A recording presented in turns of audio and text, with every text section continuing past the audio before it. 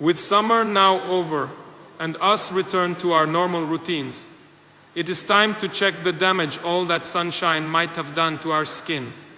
Pool days, beach days, or just spending time outside can leave more than memories behind. They can lead to UV damage. For others, that could be sunburn or overexposure with long-term effects. In this lesson, we will examine the various layers of skin through cadaver dissections to observe firsthand how UV radiation and sunburning impact them. We will examine how over-sun exposure leads to premature aging, wrinkles, age spots, and sagging skin, and how it raises your risk of skin cancer. It won't all be bad news though. We will also examine who is most at risk and explore protection measures you can take to safeguard your skin. So, let's dive into this fascinating mix of anatomy and physiology. We'll begin by peeling back the layers of the skin to better understand how UV light leads to sun damage and cancer. The skin, the body's largest organ, is made up of three main layers. Number one, epidermis, the thin outer layer, roughly the thickness of a sheet of paper. The majority of its cells are keratinocytes, which regularly divide and regenerate. Within its basal layer are melanocytes, producing melanin. Each melanocyte can link to more than 30 keratinocytes, sending melanin to impart pigmentation and some protection against UV. The more melanin they make, the darker the skin color and the better the protection. Number two, dermis, the most thick skin, highly collagenous and elastic fiber rich, which imparts firmness and elasticity to the skin. It carries vessels of blood, nerves, hair follicles, and sweat glands. Unluckily, it too is susceptible to damage from UV rays. Number three, hypodermis, subcutaneous layer. Not technically skin, but still an integumentary system component. It consists primarily of fat and connective tissue and serves to cushion, insulate, and store energy. UV rays impact these layers variously. So let's segment them further. There are two primary forms of ultraviolet radiation, UVA and UVB. Number one, UVA rays comprise around 95% of UV exposure. They are referred to as the aging rays since they cause deep penetration in the dermis and are responsible for wrinkles, sagging, and permanent harm. Number two, UVB rays, or the burning rays, are of greater energy and shorter wavelength. They primarily target the epidermis and are the primary cause of sunburns.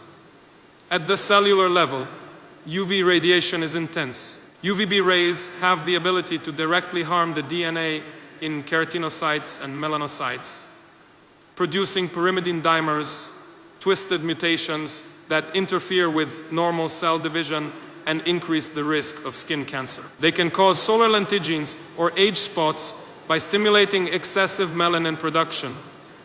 UVA radiation penetrates more deeply, creating free radicals which break down elastin and collagen. This is responsible for weakening the dermal matrix, resulting in wrinkles and sagging and DNA damage short. Term overexposure to UVB results in sunburn.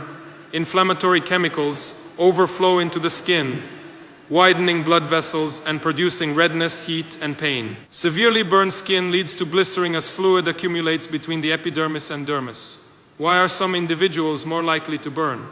It is all about melanin. Fair skin contains less melanin and less natural protection, whereas darker skin contains more melanin and improved UV protection. There is also a genetic, altitude, time of day, drug, and other component. Sunburns aren't only painful, they're a sign. According to studies, having 5 or more blistering sunburns between the ages of 15 and 20 raises melanoma risk by 80%. Repeat burns also shut down the immune defenses in the skin, so it is more difficult for the body to find and kill damaged cells. UV exposure that is continual causes the majority of skin cancers, approximately 90% of the time. The three most common types are: number one, basal cell carcinoma, most frequent 78–80% of cases involving keratinocytes at the base of the epidermis. Number two, squamous cell carcinoma, roughly 20% of cases involving keratinocytes in the outer epidermis. Number three, malignant melanoma, just 1–2% of cases, but most dangerous. It starts in melanocytes and spreads rapidly if it penetrates to the dermis and blood. Once that occurs, it is able to metastasize to critical organs such as lungs, liver, or brain. Unfortunately, skin cancer is the most preventable and curable cancer because it is on the outside. However, over 2 individuals die per age are in the United States, usually from delayed diagnosis. Melanoma has a nearly 99% 5-year survival rate if detected early. Prevention is the best route. The use of sunscreen with at least SPF 15 on a regular basis can decrease the risk of melanoma by 50%. There are 2 primary types. Number 1, physical mineral sunscreens, like zinc oxide or titanium dioxide, which remain on the skin and reflect UV light. Number 2, chemical sunscreens, which get absorbed by the skin and change UV radiation into harmless heat. Pick a broad spectrum sunscreen that guards against UVA and UVB. Apply SPF 30 every day and SPF 50 for prolonged outdoor activity. Apply 30 minutes before going outside and repeat every 2 hours. Even on cloudy days, because as much as 80% of the sun's rays come through. Use water-resistant versions when swimming or perspiring.